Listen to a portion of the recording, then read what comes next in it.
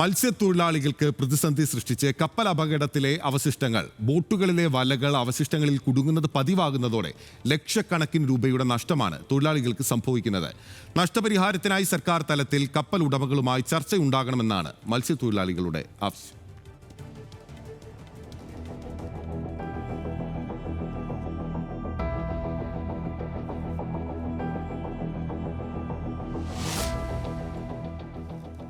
അറ്റകുറ്റപ്പണികൾ പൂർത്തിയാക്കി വള്ളവും വലയും പുറത്തിറക്കിയിട്ട് ദിവസങ്ങൾ മാത്രമേ ആകുന്നുള്ളൂ. വലിയ അളവിൽ ചെമ്മീൻ കണ്ടപ്പോൾ പ്രതീക്ഷയോടെ എറിഞ്ഞ വലയാണ് കടലിലെ ഖരവസ്തുക്കളിൽ തട്ടി കീറിപ്പോയത്.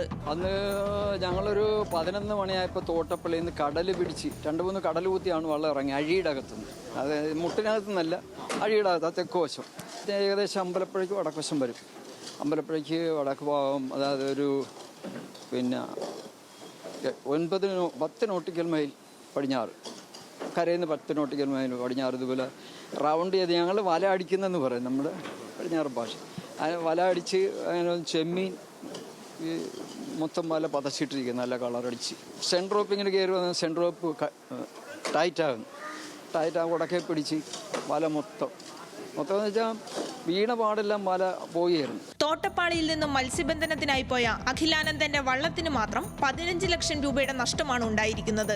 സ്ഥിരമായി ഉണ്ടാകുന്ന കടലിലെ തടസ്സങ്ങളായ പാറ, മറ്റ് ഭാരമുള്ള വസ്തുക്കൾ, ബോട്ടിന്റെ ഭാഗങ്ങൾ എന്നിവ GPS വഴി മനസ്സിലാക്കിയാണ് സാധാരണ മത്സ്യബന്ധനത്തിനായി പോകുന്നത്. എന്നാൽ ഇപ്പോഴുള്ള ഉടക്കുകൾ തകർന്ന കപ്പലിലെ അവശിഷ്ടങ്ങളുടേതാകാം എന്നാണ് തൊഴിലാളികൾ കരുതുന്നത്.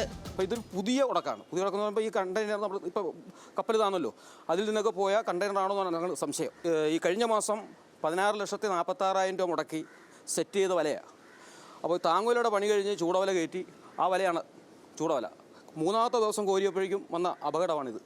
ഈ 8 ലക്ഷം രൂപയുടെ ചെമ്മീനും പോയി, വല ഇപ്പം തന്നെ വല സെറ്റ് ചെയ്ത് വന്നപ്പോഴേക്കും 5 ലക്ഷം രൂപ പറ്റയായി. 6 ദിവസത്തെ തൊഴിൽ ദിനം നഷ്ടപ്പെടുന്നു. എങ്ങനെ പോയാലും ഒരു 10-13 ലക്ഷം രൂപ ഞങ്ങളുടെ തൊഴിലാളികളുടെ വേതനവും നഷ്ടമാണ്. കേന്ദ്ര സർക്കാരും കപ്പൽ കമ്പനിയും മത്സ്യബന്ധന ഉപകരണങ്ങൾക്കുണ്ടാകുന്ന നാശനഷ്ടങ്ങൾക്ക് നഷ്ടപരിഹാരം നൽകണമെന്നാണ് ഇവർ ആവശ്യപ്പെടുന്നത്. കപ്പൽ അപകടത്തിന്റെ അവശിഷ്ടങ്ങളിൽ തട്ടി തെന്നിമാറിയത് പ്രതീക്ഷയോടെ വിരിച്ച വലകളാണ്. നഷ്ടങ്ങളുടെ കണക്ക് നീളുമ്പോഴും പ്രതീക്ഷയോടെ അവർ വീണ്ടും കടലിലേക്ക് ഇറങ്ങുകയാണ്. ആലപ്പുഴയിൽ നിന്നും ദീപകിനൊപ്പം ദേവൻ MP, ന്യൂസ് മലയാളം.